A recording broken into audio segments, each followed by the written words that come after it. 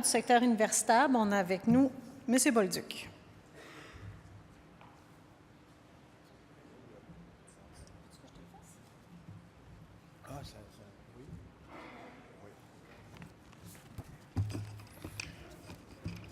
Bonjour tout le monde. Juste avant de commencer, je vais faire vite, inquiétez-vous pas, ce n'est pas tellement long. Juste avant de commencer, pas l'oublier, je voulais vous féliciter pour le visuel du séminaire. C'est vraiment moderne, c'est vraiment beau. Alors, félicitations à l'organisation. Non, mais j'ai remarqué qu'il était très beau, puis je me disais, peut-être que il y en a d'aucuns qui retiendront, qui diront que c'est le meilleur de ce que j'ai dit de la présentation aujourd'hui. OK, alors, pour le secteur universitaire, il y a eu des rencontres qui ont commencé à l'automne. Il y en a eu en novembre, en décembre, en début d'année également, 2015, avec la Régie des rentes des groupes. Et évidemment, on nous a fait part de la volonté du gouvernement, la volonté ministérielle, et c'est bon de se rappeler le contexte dans lequel ça arrive. C'est d'un contexte où on est sur le point, à l'automne dernier, on est sur le point d'adopter le projet de loi 3 qui devient la loi 15. Alors, évidemment, ça teinte beaucoup les discussions à la table universitaire. Et le ministre, M. Blais, à ce moment-là, François Blais, nous annonce à l'automne, donc, dans la première rencontre, que le projet de loi 3, c'est-à-dire que le projet de loi à venir dans le secteur universitaire sera dans le sillage de la loi 15. Et il nous dit, ce ne sera pas exactement un copier-coller, mais le gouvernement veut en garder les grands principes et en même temps chercher une façon de reconnaître les particularités qui sont propres au milieu universitaire.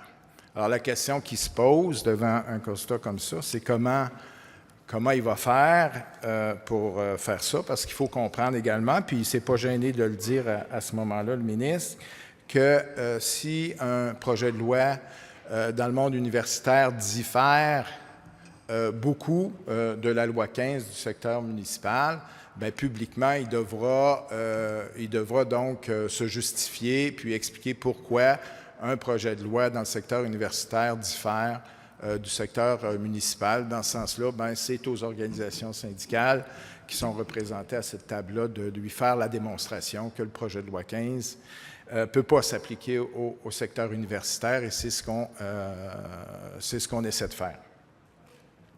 Principale préoccupation du ministre, du gouvernement, c'est la maturité des régimes. On nous explique qu'il y a un déficit de 1 milliard de dollars actuellement, c'est-à-dire au 31 décembre 2013, un déficit de 1 milliard de dollars, et pour des actifs totaux de 12 milliards, répartis entre 42 000 participantes et participants.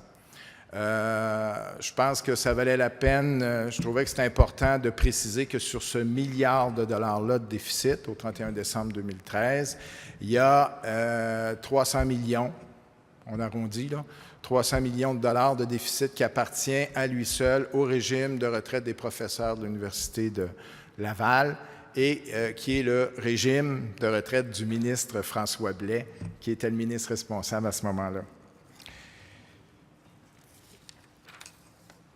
Le portrait de la situation au 31 décembre 2013 dans le secteur universitaire, il faut comprendre qu'il y a 11 régimes à prestations déterminés dans le secteur.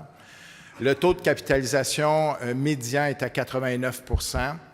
Le régime le plus bas en termes de capitalisation est à 82 % et il y en a 5 qui présentent un taux de capitalisation supérieur à 90 %. Ça, c'est les données de la Régie des rentes qui nous ont été fournies par la Régie des rentes du Québec. Il y a 2 régimes qui sont capitalisés, pour la prochaine diapo, Marie-Josée. 2 régimes qui sont capitalisés à 100 % et plus. Le coût moyen du service courant est de 15,1 %, le plus élevé est à 20,1 %. Alors, on a eu un portrait de la situation des exigences là, de la loi 15 et donc on peut se faire une idée là, de la situation par rapport à ce qui est sur la table pour le secteur municipal. Il y a 8 régimes qui prévoient un partage à part égale du coût du service courant. Et il y en a 8 également qui prévoient une forme de partage des déficits. Il y en a 9 qui comptent une clause d'indexation, indexation totale ou partielle, mais qui a une clause d'indexation. Et il y a 2 universités qui ont mis en place un fonds de stabilisation déjà, puis il y en a 2 autres qui ont fait les discussions à ce sujet-là, puis qui sont un peu en attente de ce qui va se passer. Et tous les régimes, sans exception, ont pris dans le passé des congés de cotisation. Et pour compléter le portrait, il y a 2 régimes hybrides, c'est-à-dire un régime qui est composé d'un volet à cotisation déterminée et d'un volet à prestation déterminée.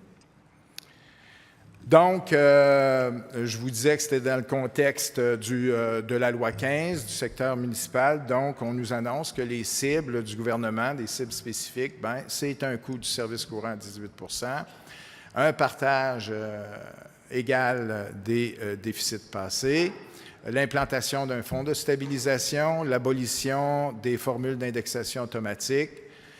On veut impliquer les retraités là où il y a des clauses d'indexation. Quand je dis « on », évidemment, c'est le gouvernement, ce n'est pas les syndicats. Et aucune intention de revoir la gouvernance des comités de retraite, parce qu'on a posé la question, et Moreau était sourd à ces arguments-là dans le secteur municipal. On a dit, si vous vous dirigez vers une formule obligatoire de partage des risques et du coût du service courant, ce serait normal qu'on revoie les règles de gouvernance pour assurer une parité sur les comités de retraite. On nous a répondu que ce n'était pas dans les cartons pour l'instant du gouvernement dans le contexte d'un projet de loi spécifique au secteur universitaire. Ce qu'on dit, nous, ce qu'on essaie de faire comprendre au gouvernement, c'est que la loi 15 s'applique excessivement mal au secteur universitaire. Par exemple, j'ai mis juste un exemple. Concernant les déficits passés, la loi 15 dit, on prend le portrait de la situation au 31 décembre 2013, on fait les partages comme Marie-Josée l'a expliqué, puis c'est un one-shot deal.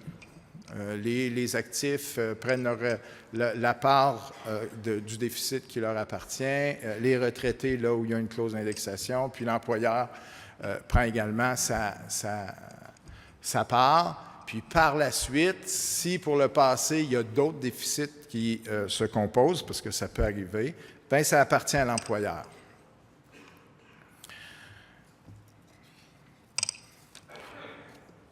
Mais dans le secteur universitaire, concernant les déficits passés, il y a des formules actuellement. Je vous disais qu'il y en a 8 où il y a une certaine forme de partage des déficits.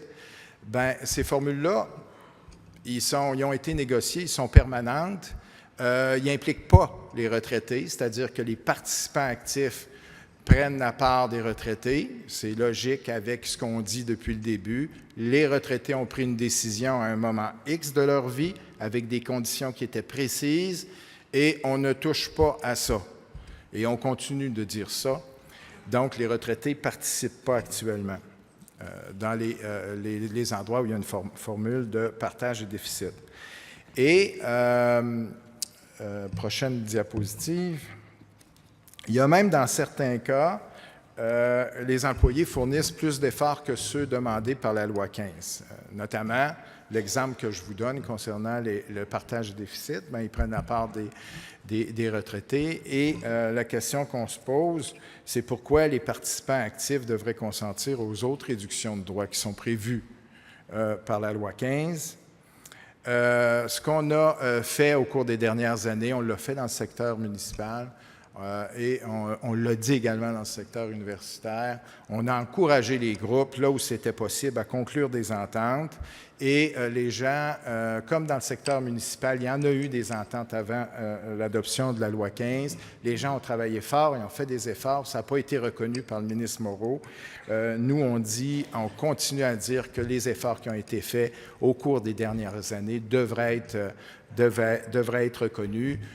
Il faut que ce discours-là, cette volonté-là commune de régler le problème concernant les régimes de retraite, bien, il faut que ces efforts-là qui ont été faits, ce soit un élément aidant, pas quelque chose qui va nous pénaliser, quelque chose qu'on va regretter. Quelques pistes de solutions qui ont été avancées et qui sont avancées. Actuellement, dans le secteur universitaire, c'était comme ça jusqu'à pas si longtemps dans le secteur municipal, la loi ne permet pas de s'attaquer au problème des déficits du passé. Et une des solutions qui avait été regardée à la table, c'est la mise en place d'outils permanents pour revoir certains droits acquis sur une base volontaire. Mais cette piste de solution-là a été rejetée par un groupe important à l'intérieur du secteur universitaire, le groupe Le Réseau de l'Université du Québec. Et donc, ce n'est plus une voie qui est possible d'explorer. Et donc, actuellement, ce qu'on fait, on regarde pour travailler, pour tenter de convaincre le gouvernement que la meilleure solution actuellement, ce serait de permettre aux partis, sur une base commune, c'est-à-dire employeurs-syndicats, de se prévaloir d'une clause d'opting out.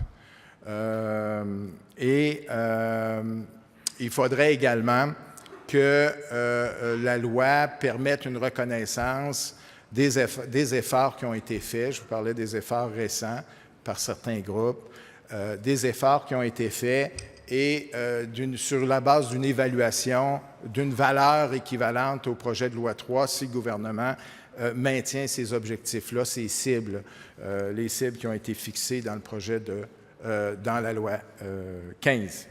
Ça vient mêlant, projet de loi 3, loi 15, mais on s'entend bien, on se comprend bien. L'intention du gouvernement annoncée, du ministre, puis c'est encore le cas récemment, c'est dépôt d'un projet de loi très prochainement. Les dernières informations que j'ai eues, c'est ça pourrait être dès le mois d'avril. Évidemment, il y aura des consultations particulières qu'on nous a annoncées. Il faut comprendre par ici, par particulière commission parlementaire, pour une adoption finale d'une loi dans le processus actuel, l'actuelle session parlementaire, donc d'ici juin. C'est la volonté annoncée du gouvernement. On peut se questionner, est-ce qu'il reste assez de temps? C'est un gouvernement qui bouleverse, qui bouscule beaucoup. Alors, qu'est-ce qu'il fera pour en arriver à cet objectif-là? Ou est-ce qu'il va penser, compte tenu du temps qui s'écoule, remettre ça à la prochaine session parlementaire? On ne le sait pas, mais pour l'instant, il annonce encore une adoption dans sa volonté d'adopter une loi avant la fin de la présente session parlementaire. Des régimes hybrides, je vous ai dit qu'il y en a deux. Il y en a deux à l'Université de Sherbrooke, à McGill également. Il y a un certain consensus à la table patronale syndicale que ces régimes-là devraient être soustraits à la loi, de la loi. La Régie des rentes regarde ces régimes-là hybrides, donc un volet à prestations déterminées, un volet à cotisation déterminée, puis elle ne semble pas trop quoi savoir faire avec ça dans le processus du dépôt d'une loi. Donc, je pense qu'il n'y a pas d'engagement en ce sens-là à la Régie des rentes, mais on pourrait penser que ces deux régimes-là pourraient être soustraits de la loi. Alors, c'est ce qui se passe à la table du secteur universitaire et donc, on attend la suite des choses, voir, il y a quand même des discussions qui ont eu lieu, des ouvertures qu'on a fait dans le sens que je vous présentais. Alors, on attend la suite des événements. Évidemment, je voulais également profiter de l'occasion parce que c'est pas le secteur universitaire, mais évidemment, c'est une roue, hein? C'est une roue, puis ça a commencé avec le secteur municipal, puis je voulais féliciter parce que je sais qu'il y a beaucoup de gens du secteur municipal ici dans la salle. Je voulais les féliciter de la mobilisation qui a eu lieu au cours de la dernière année, parce que ça a duré 1 an, cette affaire-là, avant l'adoption de la loi. Puis on a eu droit à une mobilisation exceptionnelle, un regroupement de tous les groupes. Alors, félicitations pour ça. Puis, je vous lève mon chapeau. Merci beaucoup.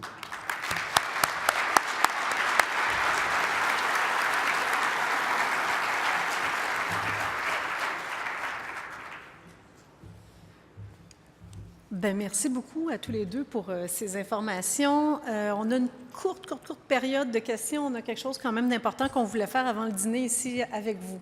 Alors, le micro du centre. Je vous le dis, je ne vois pas très bien les micros, donc manifestez-vous. Oui, bien, José, Éric Pinsonneau, CFP 3624. Une petite question, juste pour mon information personnelle. Tu parlais dans les pistes de solution d'une clause opting out.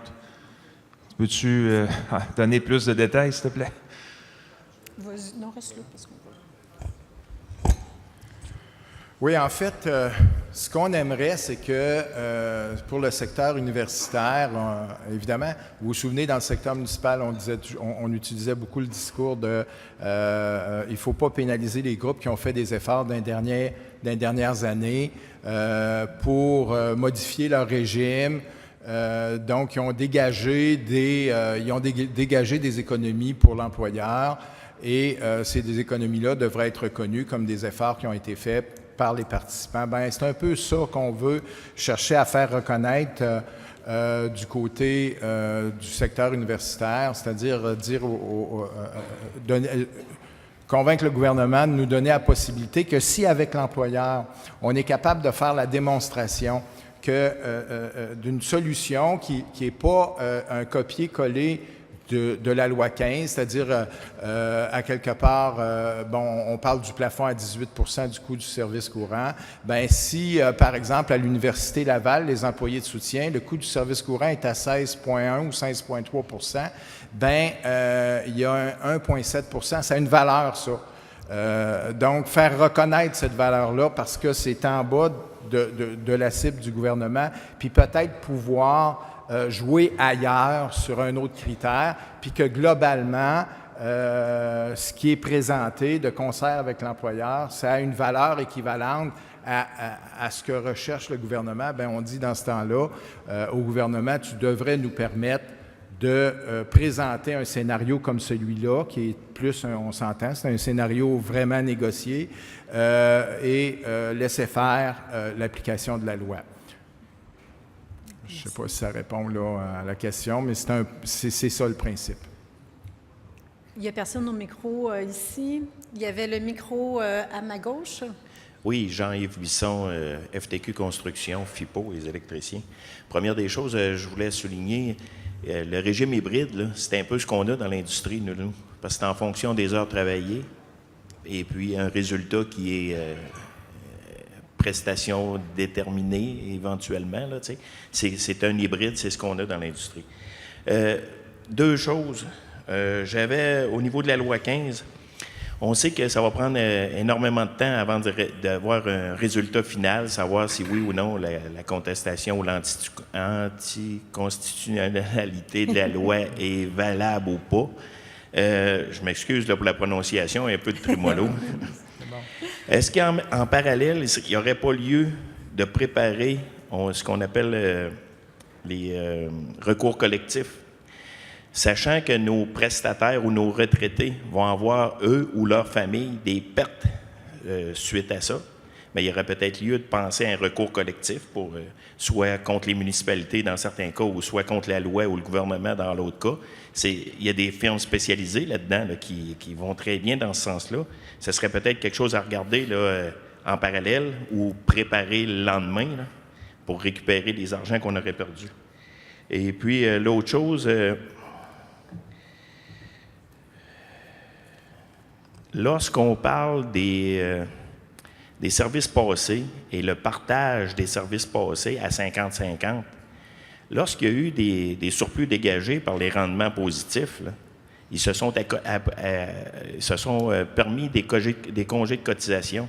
À ce moment-là, dans la loi, il n'y aurait pas de notion à inclure ou leur faire penser que si on paye pour les rendements négatifs, c'est-à-dire les pertes, il faudrait peut-être penser partager les profits à 50 %. Les 50 % qui nous seraient attribuables comme travailleurs, on pourrait le laisser, nous, dans nos fonds de retraite. Donc, on minimiserait à quelque part les pertes là, éventuelles pour le futur. Fait que c'est des idées garochées, puis merci pour le brassage d'idées ici, là, parce qu'on partage des informations, puis il y en a d'autres qui ça génère d'autres choses aussi. Merci. Merci. Yves, voulais-tu répondre sur les recours collectifs? Ah, les recours collectifs, je suis sûr qu'il y a une méchante gang d'avocats qui seraient bien contents d'entendre ça. Je pense pas une bonne idée. Honnêtement, je pense qu'on a avantage à se concentrer sur attaquer la nullité et la validité de cette loi-là. Et dans les correctifs, de toute façon, qu'on demande, déjà dans la grande majorité des déclarations qui ont été demandées, il y a des remèdes qui sont demandés au niveau de la remise en état des parties. C'est sûr que ça ne sera pas facile, mais de s'éparpiller judiciairement là, avec des recours collectifs, tout azimut. Il y en a qui ont eu cette brillante idée-là, puis on a essayé justement de leur dire de penser à d'autres choses, parce que c'est pas là qu'on va faire triompher l'essentiel de cette chose-là, parce que, évidemment, il y a des effets, et ça, les effets, il faut les attaquer, il faut demander réparation, et ça, c'est fait dans les déclarations. Donc, là-dessus, il y a déjà des choses qui sont faites. Mais il faut d'abord s'attaquer au nerf de la guerre, puis le nerf de la guerre, c'est qu'ils ont réduit notre droit à la négociation comme une peau de chagrin, et ça se fait pas en vertu des chartes. C'est sûr que je comprends votre préoccupation de penser comment qu'on va remettre la pâte à dents dans le tube de pâte à dents après que ça va avoir passé en Cour suprême. Là, c'est sûr que c'est une question qui est vraiment pas facile à répondre.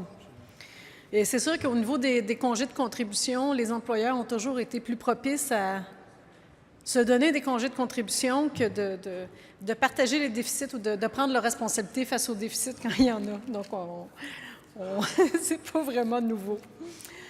Il y a André. Oui. Oui. André Fleury, RSR. Alors, on voit que le gouvernement tape les groupes de façon divisée et les répartit dans le temps, et c'est pas innocent, ça. Donc, c'est mis sur pied une coalition de syndicats du secteur municipal pour s'opposer au projet de loi 3 et combattre la loi 15. Moi, je pense que les syndicats du secteur universitaire devraient envisager sérieusement à joindre cette coalition-là, quitte à attendre la sortie de la loi, de toute façon, qui est une question de semaines à ce qui semble. Entre-temps aussi, s'est mis sur pied une coalition d'associations de retraités du secteur municipal pour défendre leurs droits. Mon association, l'Université de Montréal, a décidé d'adhérer tout de suite à cette coalition-là, et j'ai reçu le mandat de mon CA d'inviter l'Association des retraités de l'UQAM et de Laval à joindre cette coalition d'associations de retraités. J'ai envoyé un courriel la semaine passée, j'attends leur réponse. J'imagine qu'ils doivent consulter leur CA. Merci, André.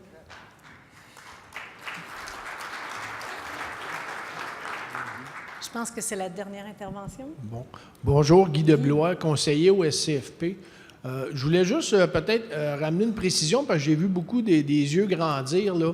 Denis Bolduc a fait état là, que dans les discussions qui se passent avec la Régie des rentes et le gouvernement relativement au futur projet de loi, il y a beaucoup d'idées de consensus entre patronal et syndical. Je pense qu'il y a une particularité dans le monde universitaire qui n'existe pas beaucoup ailleurs, c'est que, sauf exception, l'ensemble des travailleurs, travailleuses, gestionnaires, professeurs, recteurs, tout le monde est dans le même régime de retraite. Ça fait qu'une condition qui va s'appliquer aux travailleurs de base ou aux employés de bureau va s'appliquer aussi aux recteurs. C'est beaucoup plus facile d'arriver à des consensus, même si ça donne un mode de négociation très différent qui est exclu des conventions collectives, étant donné l'amalgame des groupes. Mais ça donne une facilité de discussion avec les employeurs parce que tout le monde est soumis aux mêmes conditions.